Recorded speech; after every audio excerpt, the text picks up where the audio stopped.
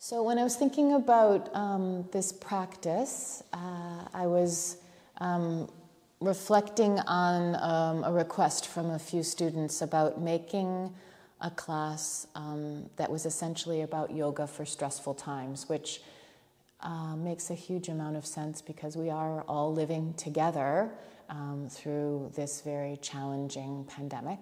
And even, I think, people who are in a good situation, who have a good, safe place to live and have work, it's still stressful because there is so much unknown. And one of the things the body does when we're under stress is it holds on to physical tension.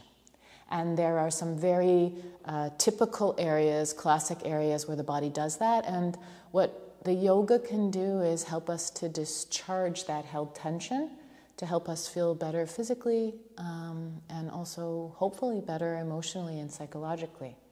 Right? So in a way, doing this practice is like an experiment. We'll try it, and you'll just ask yourself, how do I feel? Maybe partway through, maybe at the end. Maybe I'll remind you about that.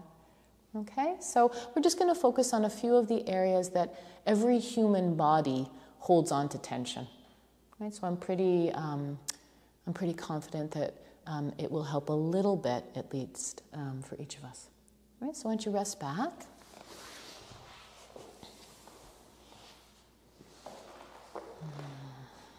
All right. So there's always that question of comfort. It's a good question to ask yourself every time you lay down to practice. Am I comfortable? And one of the typical positions of the legs, for instance, that allow for comfort in the pelvic girdle is bending the legs. Right? So you can check. You might feel more comfortable generally or today with your knees bent. For you, it might be better to have your legs long. And one area to check on comfort, particularly in relationship to the legs, is the pelvis. Does my pelvis and my lower back feel comfortable?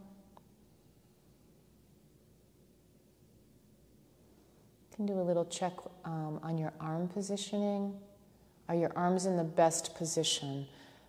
It's not unusual to have a position that we always put the arms in, it's just our habit, and then maybe shift the arms a little bit, just a little bit, and discover, oh, that's just a little bit more comfortable. So palms down, palms up, a little closer to my torso, a little farther.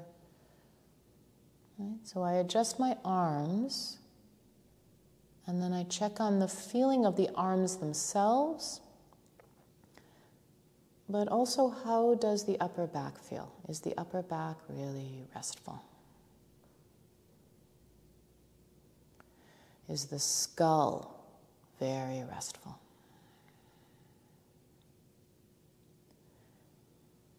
So this is one of the most basic group of questions that we would ask ourselves as we settle into relaxation or shavasana. And once we feel confident that the body is quite comfortable and dropped into the earth, we can shift our attention to the breathing.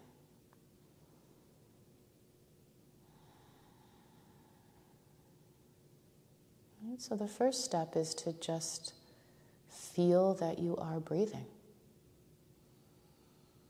You've been breathing since you were born. You can know in your mind that your body knows how to breathe, your nervous system, you as an integrated human being know how to breathe. And the body will breathe without you thinking about it or telling it to breathe. And so our role, in a way, is to just experience the breathing. Where do I feel breath movement in my body? As I breathe effortlessly.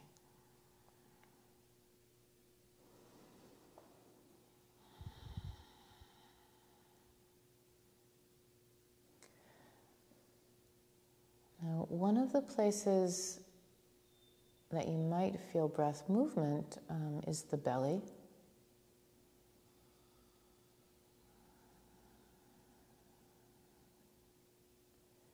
And one of the indications that my body is relaxed, I'm settled,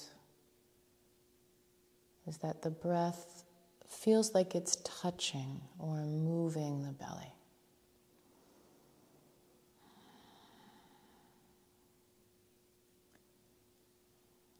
And one of the advantages of the body-mind connection is that as I think about or suggest to myself to feel for breath movement in the belly, the body might respond, the belly might soften and start to move as I breathe in and out.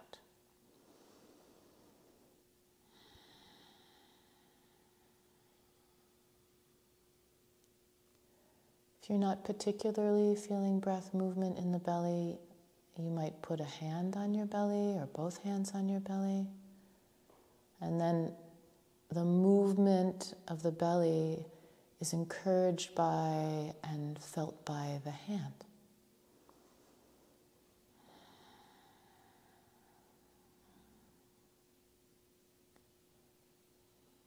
All right, so just take a moment, I'll be silent, and feel your body resting well. Feel yourself breathing without effort. Possibly feel breath movement in your belly.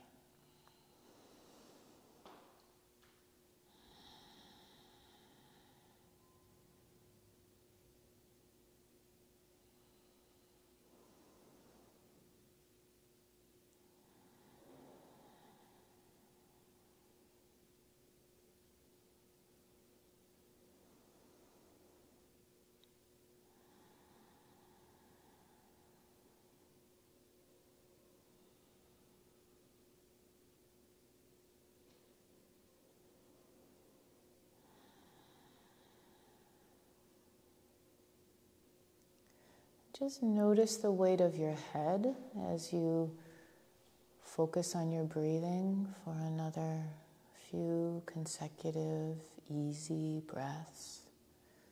Feel the weight of your head sinking into the earth, the floor.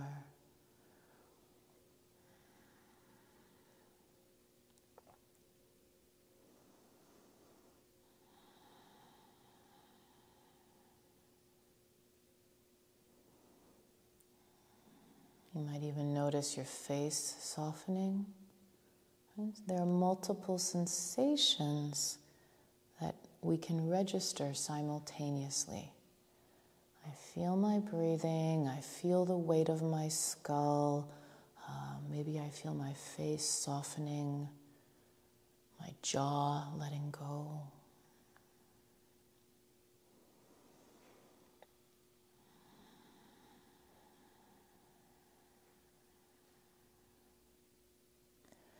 And then when you want to move and begin to move, just see if you can continue to feel and experience the weight of your head, whether your head is in relative stillness or the movement that you choose causes your head to move as well.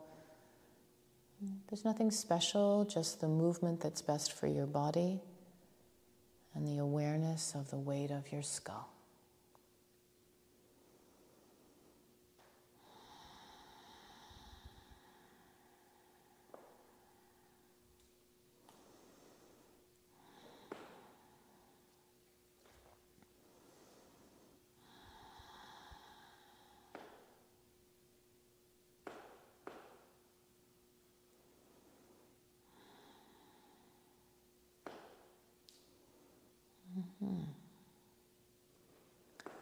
One of the most straightforward and also productive movements for releasing tension in the back of the skull and down through the neck is rolling the head from side to side.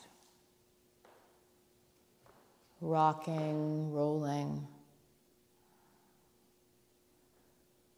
There are two really simple approaches to this. I can rock my head continuously from side to side in a rhythm that lets me really feel the shape of the back of my skull,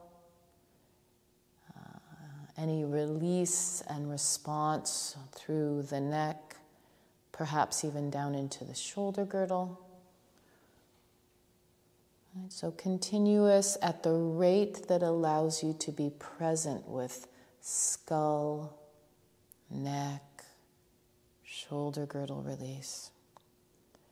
And then the second option is to just leave your head resting to one side for a breath or two. And coupling each exhalation with the sense that the head can become heavier as you rest it to the side. And of course, you decide how many breaths you'll take on that side and then shift to the other side. Again, skull resting might lead to face softening, might lead to jaw releasing. Many of us are very good at grinding our teeth.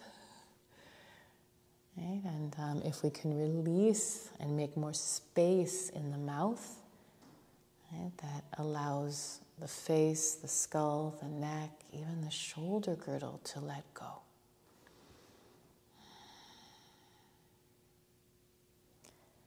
Right, now, if you want this twist to become a little bit larger or approach releasing more of your spine, if your knees aren't already bent, I would bend your knees and put your feet on the floor, about mat width apart. Just scoot your arms out of the way. Maybe the arms are at about shoulder level, and just match the head dropping to one side with the legs dropping to the other side. Right? So you have a very simple, familiar kind of twisting motion. And again, you have these two options. I drop my head and legs into the twist, and it's relatively continuous.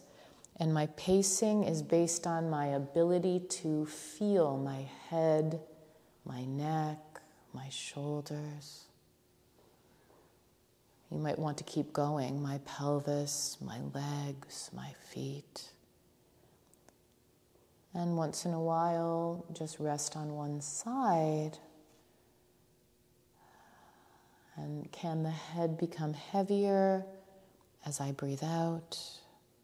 And I just track the sensations down my body as I remind myself or cue myself to rest the head as I exhale.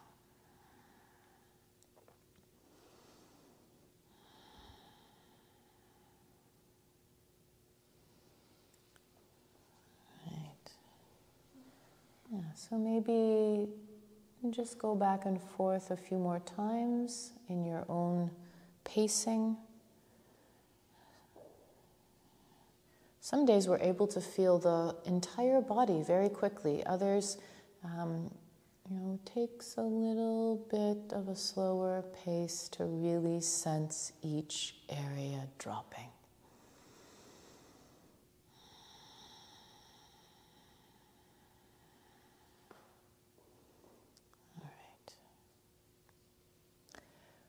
Maybe just briefly, when you personally feel that you're done with this particular exercise, take a moment and draw your legs into a comfortable position. It could be your feet on the floor, could be a little boat. You might even want to lengthen your legs up towards the ceiling.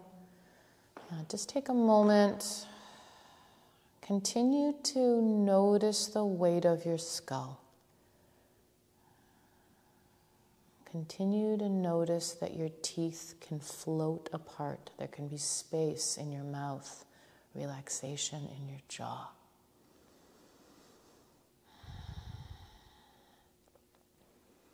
And if you haven't lengthened your legs yet, maybe just do a little bit of lengthening the legs down on the ground or up into the air, because in a moment we're going to do a whole series of twists where the knees are bent. Okay?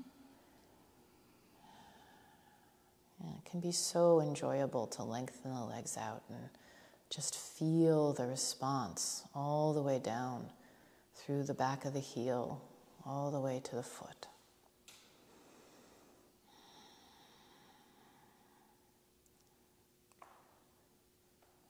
Okay. We're going to do a whole series of twists where the hand or the hand and arm are leading, and the setup is as follows. You curl up on your side and rest on your side in what might feel like a little fetal position. And the head is resting on the ground. Okay, so one thing to check is that your knees are as close to you or tucked as close to your belly as possible. And what you're looking for is the feeling that the legs are a heavy anchor. You don't have to work in any way in the legs. And then the other spot to check on is your neck. Lying on your side in this manner with your head on the ground, there's a small stretch that's very positive in the side of the neck, the top side of the neck, but we don't want there to be discomfort. So if you think there's any discomfort in your neck, I would take a folded pillow, a folded blanket, or it could be actually a thin pillow. If you have like a thin bed pillow, you could put that underneath your head. Okay. All right. So there's a series of 4 movements. I'm going to describe the first 2 at the same time. You put one palm on top of the other, and your hands are just resting in front of you. The one hand on the ground and the other hand on top. And then the top hand, you simply slide it until it is past the fingertips of the bottom hand, and you let your arm, your shoulder, and your head and neck roll, and then you bring your hand back palm to palm. So slide your hand until it causes your head to turn over in the direction of your forehead, and then slide your palm back. So that's what we can call a mini twist. There's a bigger twist which starts in the same way. You slide your hand past the bottom hand, bring the hand back onto the lower hand, and then you keep sliding that moving hand along the inner arm, over your chest. You're moving towards a twist until you're all the way in a twist. And then you just go backwards. You bend your elbow, your fingertips touch your collarbones, you slide back along the arm, over the hand. Right? So you can slip and slide. Let's call this the bigger twist. You can slip and slide using the bigger twist, lying your upper back on the ground. You can revert to the mini twist at any time if you enjoy that one. Right, so we'll take a little bit of time to just work with these first 2 sliding twists. Now let's think about the head just momentarily. As you're moving in and out of these twists, twist and side lying, the head remains in contact with your blanket or the floor. The head is heavy. It's a heavy rolling ball. And this heavy rolling ball of a head is helping the head itself or the skull itself to release. And again, perhaps cueing your neck, your upper back, your jaw, your whole face to let go. All right? So my hand leads, my head is heavy, And these two partners help to unravel a great deal of the held stress tension in the body, or the upper body. Okay? If you want to lie in the twist for a breath and just kind of revel in the feeling of the upper back and the skull resting into the floor, that's lovely. You can also do the same lying on your side. Yeah. Feel the body resting deeply into the floor with a breath or two as you lie on your side.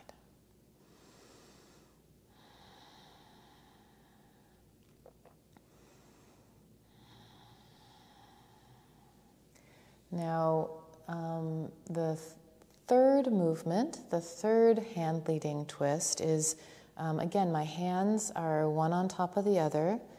I slide the top hand past the bottom hand, so it's all the same so far. But then I imagine I'm sweeping my fingertips on the ceiling, or I'm moving the air away that's above my chest. Just a big arc, and again, I'm just finding the twist. Where's the twist? I lie my upper back down, I let my heavy head roll, and then I lead with my fingertips again, sweeping on the ceiling or collecting the air, and then resting my hand on my hand. All right? So again, very simply, I slide the hand past the hand, sweep the fingers along the ceiling, rest.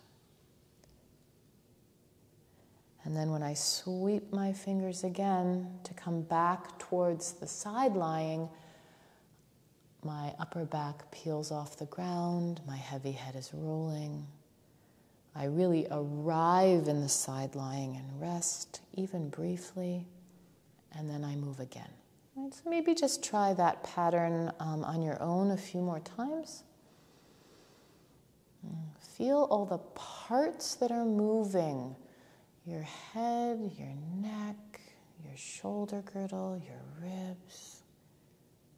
Yeah, you might even be able to feel your upper back spine, your thoracic spine moving.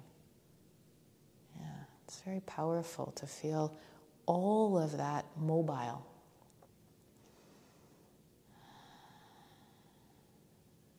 And just check your jaw once in a while. Sometimes we have a pattern of the jaw holding or gripping with movement. Yeah, so just check. Can you move and leave your jaw released? Okay. All right. The fourth pattern is a big circling pattern. So the image is I'm drawing a huge circle around my body. My fingertips or some part of my hand is always in contact with the ground. Right? So that's it. And I may have to bend my elbow a little bit or a lot at some point in the circle to allow for that full circumnavigation of your torso. Yeah, my hand is touching something. My hand is touching the floor or my own leg or the mat. Yeah, circling. And if your arm happens to just spontaneously pop up, that's fine. That just means there's some tension in your shoulder or your shoulder girdle somewhere. Just keep circling. It'll help to unravel that tension. And again, if bending the elbow quite a bit at any point in the circle feels like the right thing to do, please do that. Yeah, so you circle in one direction for a little bit, and then just decide when you want to go the other way.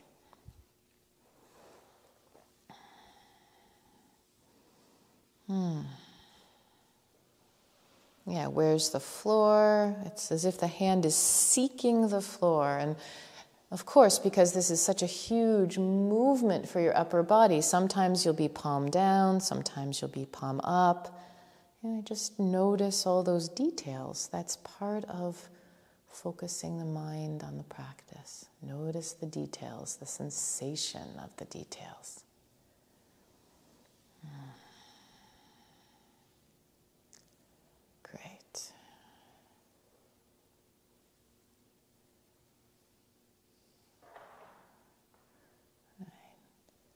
And then the conclusion of this first side is to either rest on your side in the fetal position for a few breaths or rest on your back.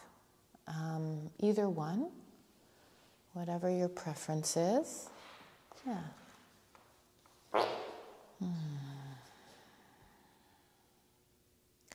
And simply, in stillness, feel the breath, that birthright breath, just moving in and out of your body with ease.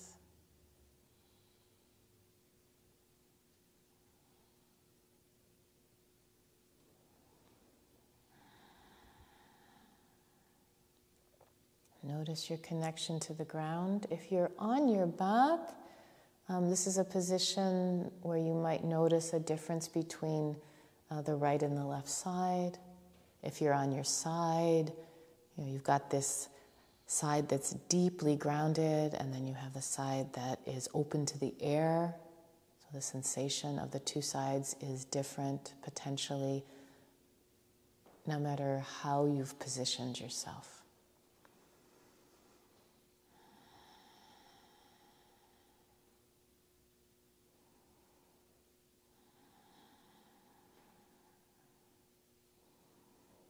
Okay, take another breath or two, and then set yourself up on the second side. Right, so that's, I draw my knees into my chest. I'm in a fetal position on my side. I make sure my legs are heavy. They're not working. And I'm just checking that my head and my neck are comfortable. Okay. And begin with the two slides. There's the mini slide. My hand just goes past the bottom hand. I feel my head and my neck turn. And then I come back palm to palm. Right? And even if you do this just 2 or 3 times, this small slide, before you enter into the larger slide, where your hand comes on the inner arm, across the collarbones, and you're guided all the way into the twist. Yeah, even just a few mini slides before you start the big slide can be extremely effective in terms of releasing tension, right? Giving us the space to notice and check on the weight of the head rolling. Yeah. And when you're working with the larger slide, there's that lovely moment where the upper back starts to gently magnetize towards or fall towards the ground. And when you come out of the twist, your upper back peels away from the ground. Yeah, so sliding and sliding. When I come out of the twist, when I'm sliding, I bend my elbow, I touch my collarbones. It's a very lazy arm. As little effort in the arm as possible, even though it's leading you. It's a kind of interesting paradox. The arm is in the lead, but it's doing as little as possible. It's resting on the chest as it slides across the collarbones.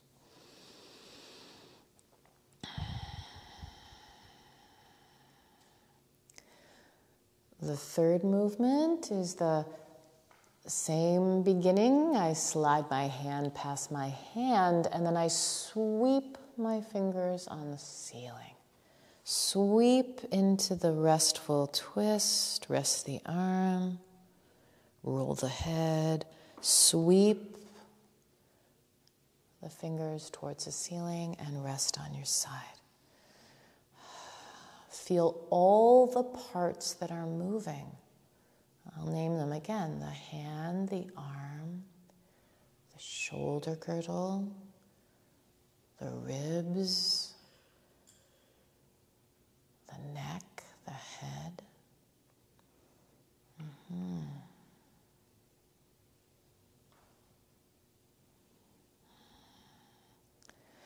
The act of moving gently and continuously, we could say, is the act of releasing the postural tension we're holding. You're guiding the body towards letting go and greater mobility and comfort.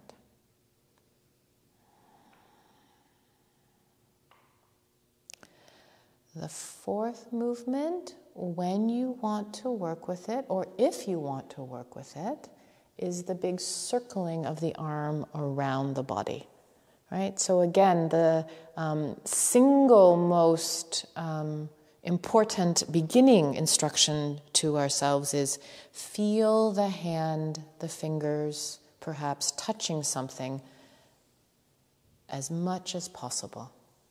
When my hand is touching something, it might be resting into it, which allows my arm to let go, and then therefore the upper back, the neck, the head. Yeah, so circling in one direction, enticing your body into more gentle motion, and then eventually go the other way.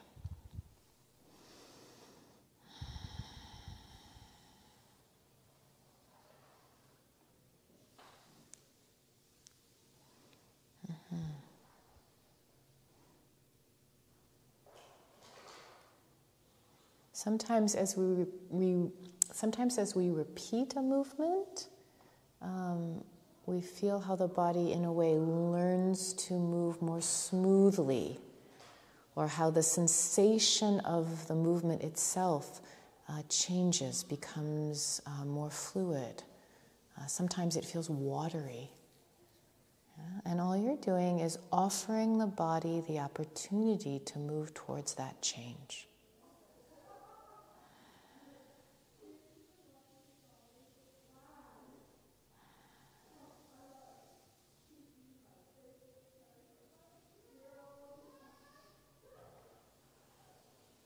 When you're finished, find the position of rest for you, so on your side or on your back.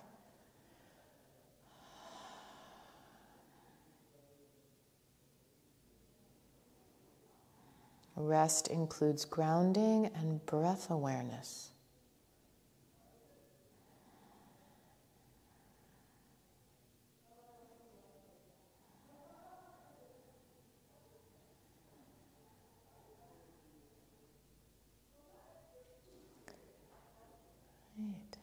And when you're ready, come on back on your back if you're not already there.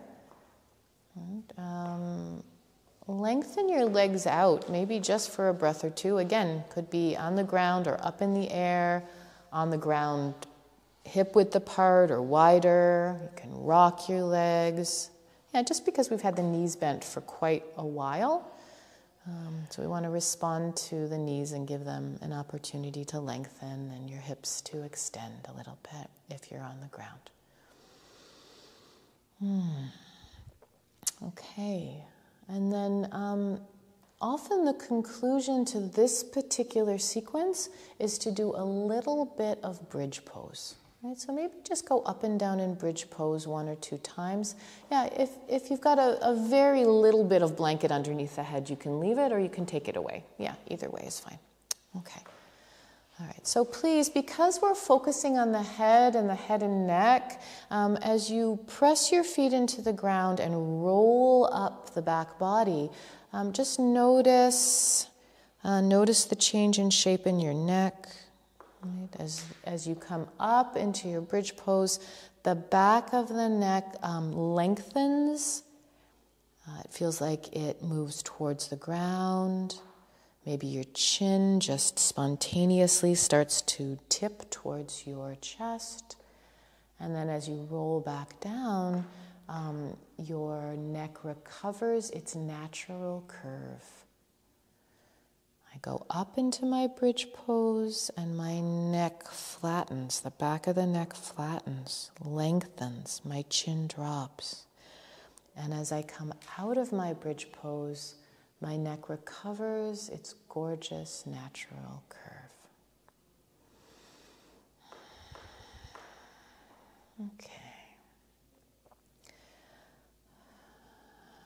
Now I've mentioned the face and the jaw a few times as areas that respond to or benefit from a heavy head, but we can also go directly to the face and release it.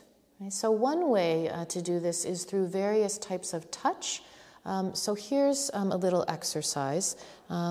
If you have glasses on, you'll have to take your glasses off, right?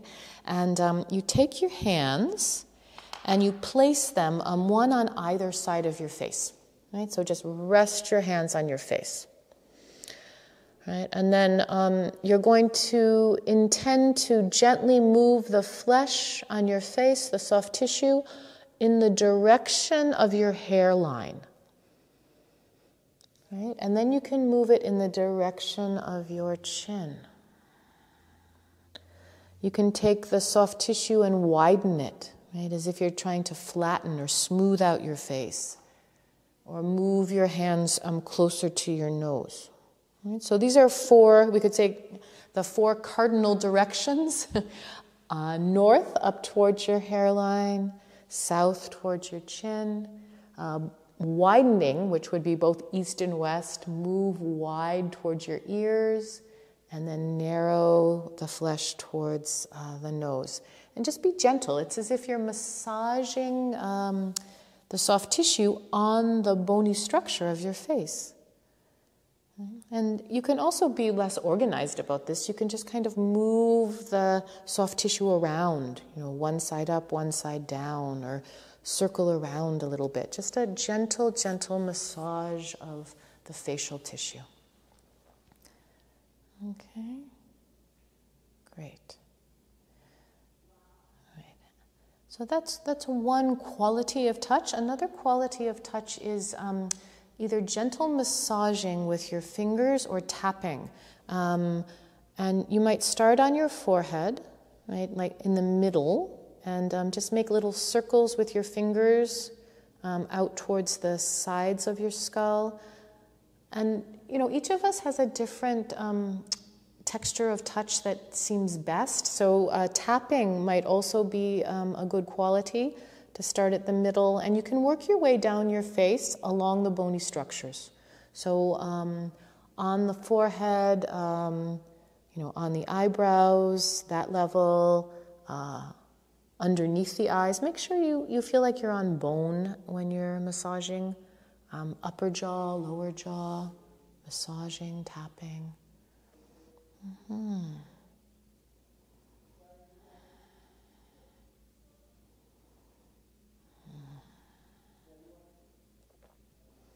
Great, yeah. And then just one other suggestion. If you take your fingertips, your index finger and your middle finger, and try to find what is like the square or hook of your lower jaw. It's just below your ear, right? So you can feel it almost feels like it's squared off. And you can just pull down on that a little bit and just continue the sense of pulling down all the way to the chin. So all you're doing is essentially saying to the jaw with your fingers, let go, let go, let go, let go, let go. Right. And when you're doing this, when you're pulling on that little hooked top piece of the jaw and drawing down, you're encouraging a joint that tends to be very tight. It's called the temporomandibular joint. It's very tight from chewing, talking, stress, teeth grinding. Yeah, you can even massage around on that joint, around that squared off area. Yeah. Okay. Mm-hmm.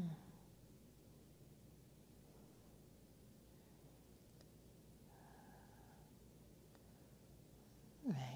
And then maybe before we change orientation, just shake your hands a little bit. Shake your hands, spread your fingers, make a fist. There's a fun little idea of flicking water off your fingertips, all of them at once or one at a time. Yeah. Okay. Yeah. Good. And you can rub your palms together and rub the backs of your hands. Great. Okay. All right, so I think we're going to do just a few more very simple releases for the skull, but I'd like to do child's pose for a moment, right? So maybe just roll over into your child's pose and just make sure that you feel that your head is deeply, deeply resting into the mat.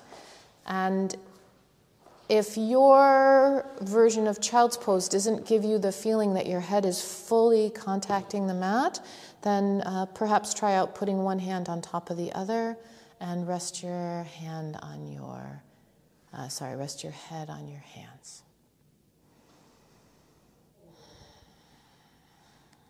Right? So you can think through very systematically. Breathe in. Breathe out, rest my skull. Breathe in. Breathe out, rest my skull and my pelvis.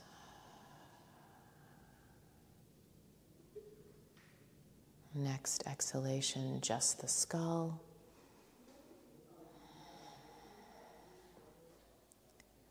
And then again, the next exhalation, the skull and the pelvis.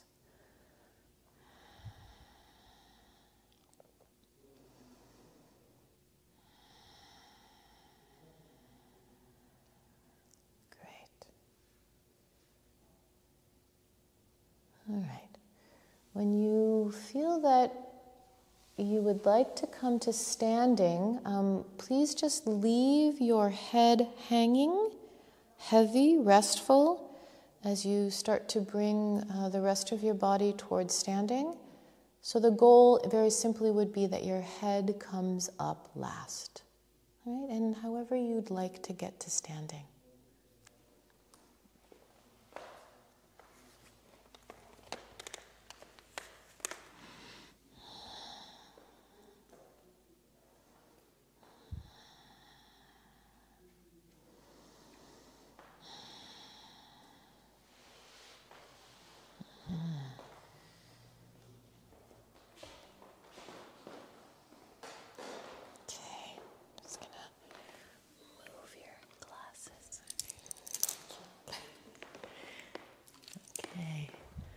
All right. All right, so let's do the basic movements of the head and neck. All right, so I'll just name them. I think you know them. There's flexion, which is using the weight of the head to drop towards the ground. Stay in flexion, maybe even just for a breath or two, but long enough to notice that the heavy head can release the upper back and the neck. Right, and then bring your head back to upright, light, just supported. Right, so drop the head forward. Notice, feel the upper back, and come back upright.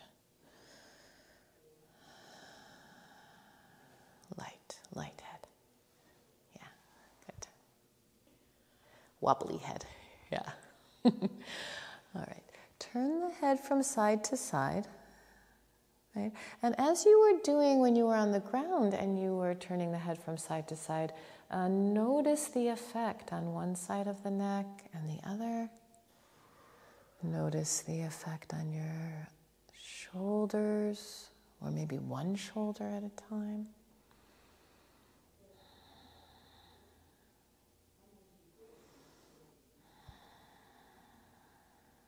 All right, and same idea when you drop your ear towards your shoulder. Feel the effect on the one shoulder, on the side of the neck, and then the other.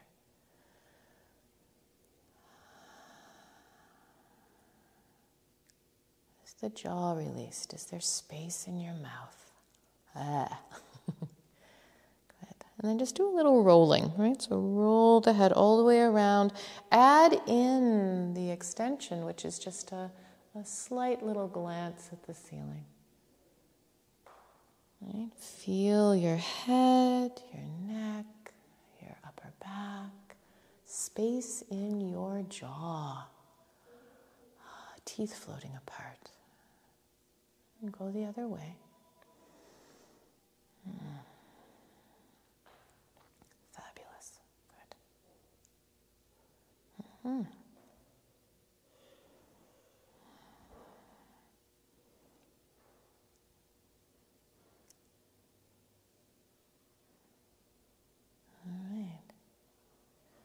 And then just find that floating, natural position of the head on top of the neck. All right. Again, let's do a little bit for the face, but we're simply going to change the shape of the face and the jaw to release. So there's lion's breath. There's many ways of doing lion's breath. So one is just to open your mouth as wide as you can, stick out your tongue as if you're trying to touch the tip of your tongue to the base of your chin, and just make your face really big. Yeah, try a few. Yeah, and the eyes tend to want to open. One suggestion is to look up towards your hairline. Yeah, so it's as if your tongue encourages your lower jaw to release and your eyes rolling up encourages your upper jaw.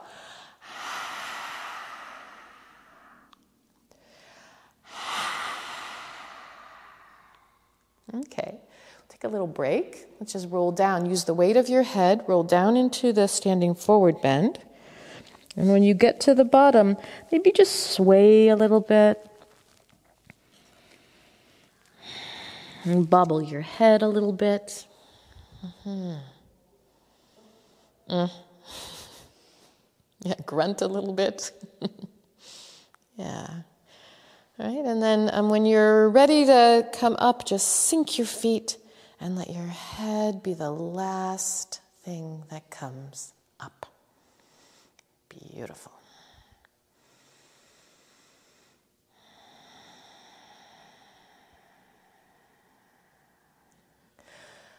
Good.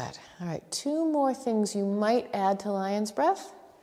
As I open my mouth and roll my eyes up towards my hairline, I might spread my fingers as well. So I'm spreading my hands, I'm spreading my face, and I might slightly kind of shake my head. Something like this. And then rest. Maybe try 2 or 3.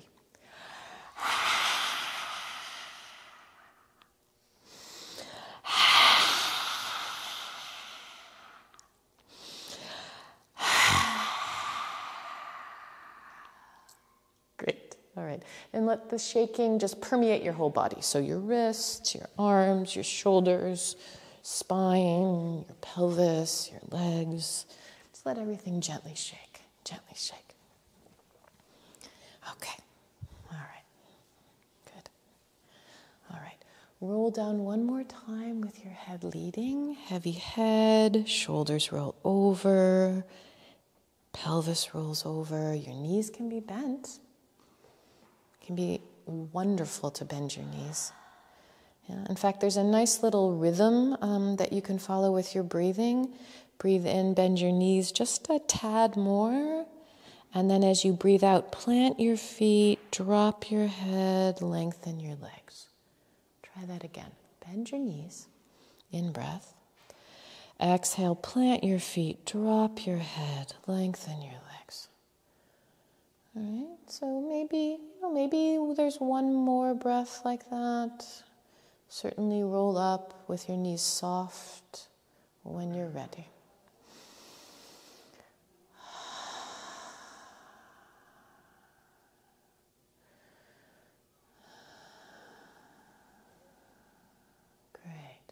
And maybe just keep going. Lift your arms. Interlace your fingers. Sink your feet. Reach your hands up towards the ceiling. And then when you're ready, just let your arms fall. Blah. Maybe do that one more time. Reach the arms up. Lengthen your hands to the ceiling. Drop your feet into the floor.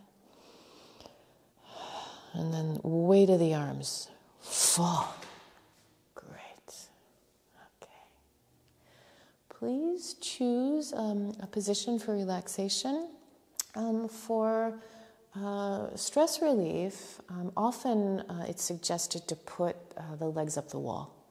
Right? So you could do that, or you could choose any other position that you say, to yourself is incredibly comfortable. So for some people that's sitting, for some people that's lying on the side or on the back, anything that you'd like. Find a position of comfort for yourself.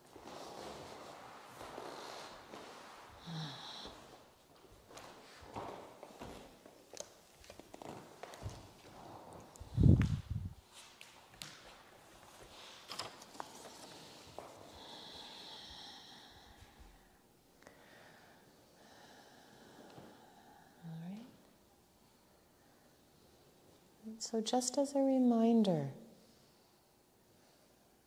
one of the best ways to shed tension is to feel the floor. Feel the weight of your body resting into the floor. Let the ground take care of you.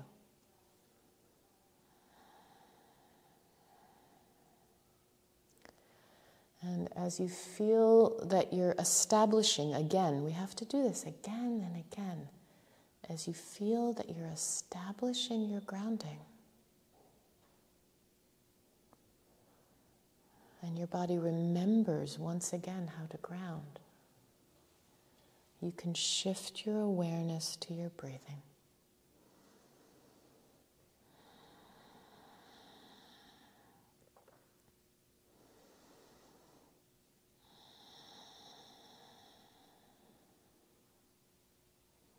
You can simply just revel in the gentle movement of the breath, the pleasure of it. Nothing to do except for feel your breathing.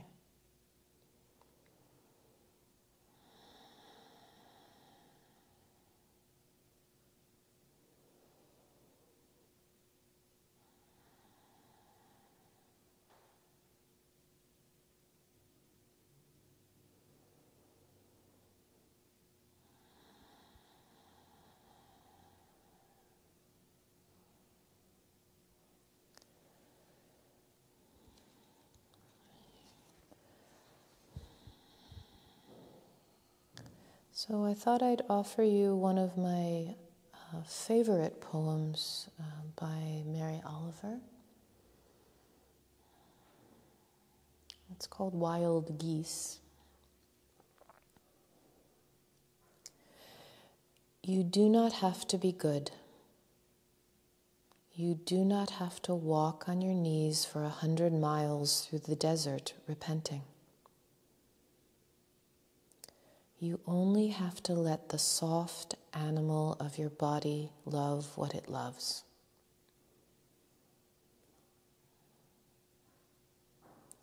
Tell me about despair, yours, and I will tell you mine. Meanwhile, the world goes on. Meanwhile, the sun and the clear pebbles of the rain are moving across the landscapes, over the prairies and the deep trees, the mountains and the rivers. Meanwhile, the wild geese high in the clean blue air are heading home again. Whoever you are, no matter how lonely, the world offers itself to your imagination, calls to you like the wild geese, harsh and exciting, over and over announcing your place in the family of things.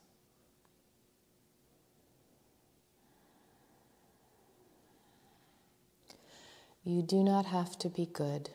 You do not have to walk on your knees for 100 miles through the desert repenting.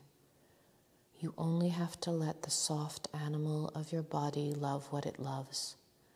Tell me about your despair, yours, and I will tell you mine. Meanwhile, the world goes on. Meanwhile, the sun and the clear pebbles of the rain are moving across the landscapes, over the prairies and the deep trees, the mountains and the rivers. Meanwhile, the wild geese high in the clean blue air are heading home again. Whoever you are, no matter how lonely, the world offers itself to your imagination, calls to you like the wild geese, harsh and exciting, over and over, announcing your place in the family of things.